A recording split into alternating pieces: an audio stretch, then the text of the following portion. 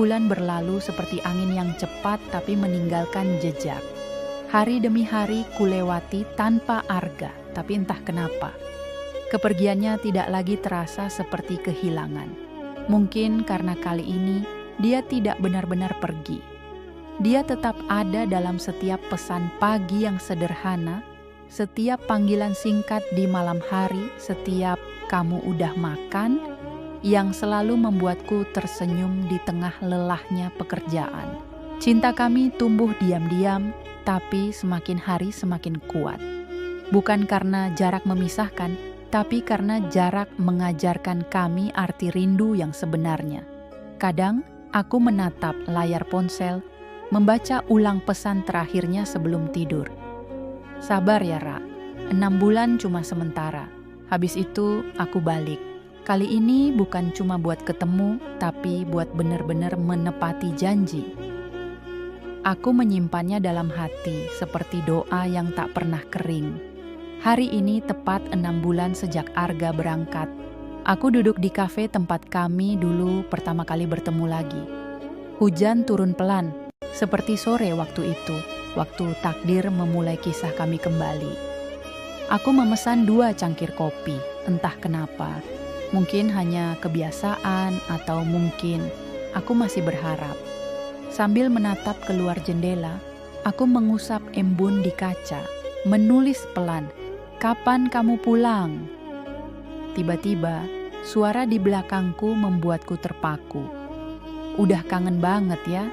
Aku berbalik dan waktu berhenti seketika.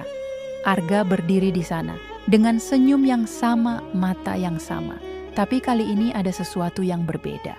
Matanya menatapku dengan tenang, seolah semua waktu yang berlalu hanya jeda singkat untuk sampai di momen ini. Aku berdiri, hampir tidak percaya. "Arga, kamu..." Belum sempat aku melanjutkan, dia sudah menghampiriku dan menarikku ke dalam pelukannya. Hangat, nyata.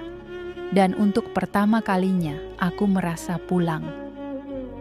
"Aku bilang kan," bisiknya pelan di telingaku. "Aku bakal balik."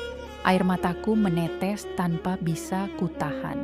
Aku memukul dadanya pelan, setengah marah, setengah lega. "Kamu jahat, nggak bilang-bilang mau pulang hari ini." Dia tertawa kecil.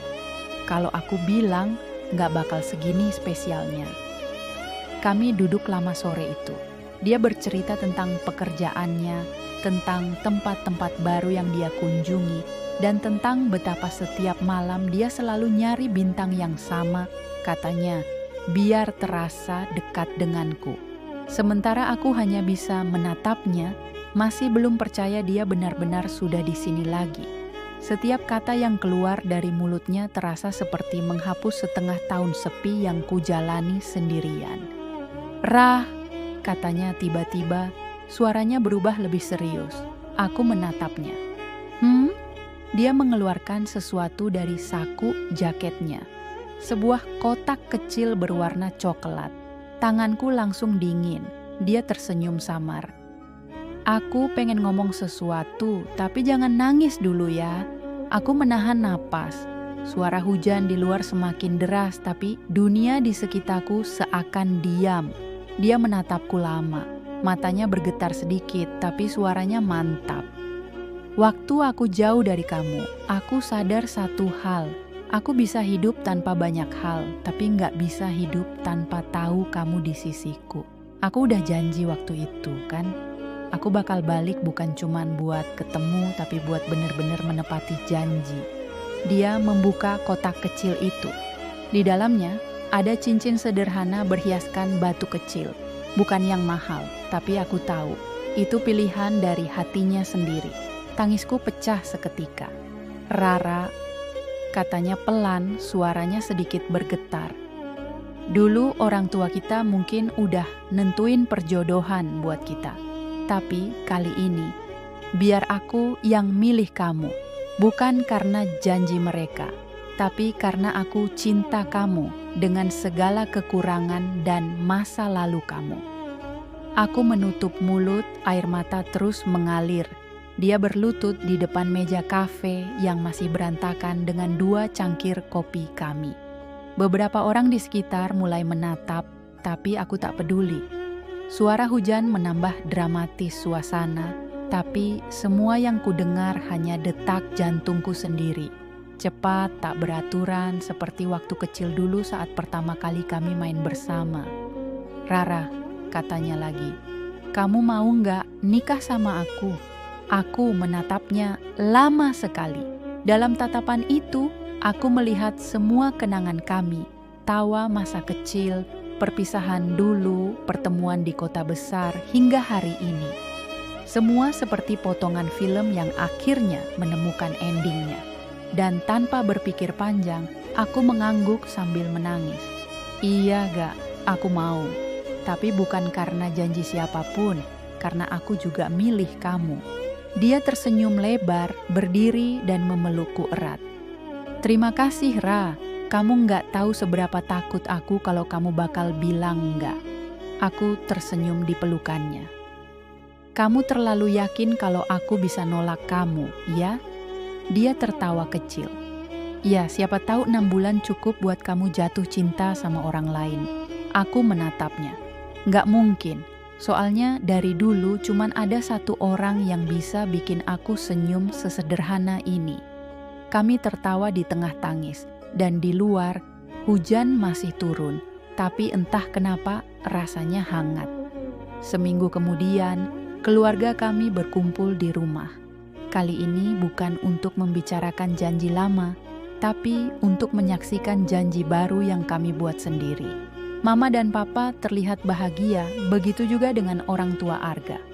"Akhirnya janji lama kalian ditepati juga," kata Pak Adi sambil tersenyum. Arga menatapku, lalu berkata, "Bukan ditepati Om, tapi kami mulai dari awal, dengan cara kami sendiri." Semua tertawa, tapi di antara tawa itu ada haru yang sulit dijelaskan. Aku menggenggam tangan Arga erat.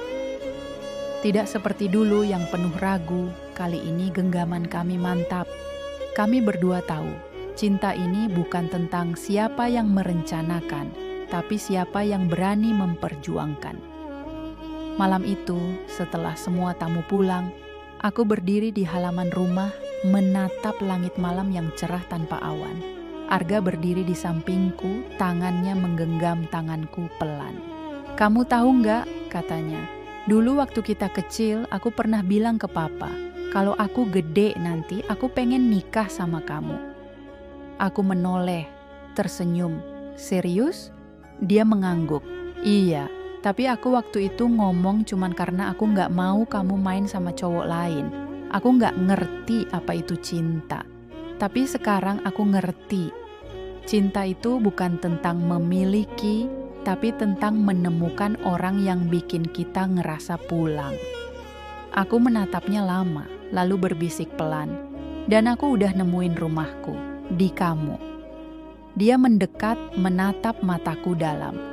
"Aku juga, Rah, aku juga." Kami berdua terdiam. Angin malam bertiup lembut, membawa aroma tanah basah dari sisa hujan sore tadi. Langit di atas kami bersih, penuh bintang.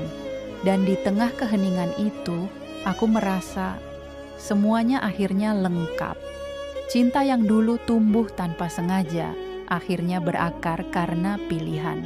Takdir mungkin yang mempertemukan kami. Tapi cintalah yang membuat kami bertahan. Malam itu aku memejamkan mata, bersandar di bahunya, dan berbisik pelan, "Terima kasih, Gak, karena kamu balik. Karena kamu tetap milih aku, meski sebenarnya kamu bisa milih siapapun." Dia tersenyum, menatapku lembut. "Bukan aku yang milih kamu, Ra. Dari awal, cinta udah nentuin kamu buat aku." Aku tertawa pelan, menatap langit. Mungkin benar, beberapa pertemuan memang bukan kebetulan. Beberapa cinta memang ditulis jauh sebelum kita lahir. Dan malam itu, di bawah bintang yang sama, aku akhirnya mengerti. Ternyata sahabat kecilku memang tunanganku sendiri. Bukan karena dijodohkan, tapi karena cinta tak pernah salah memilih arah. Penutup. Kadang cinta nggak perlu dicari jauh-jauh, karena dia bisa aja ada di depan mata, menyamar jadi sahabat, menunggu waktu yang tepat buat dikenali lagi. Dan pada akhirnya, bukan takdir yang membuat mereka bersatu, tapi pilihan mereka untuk saling kembali.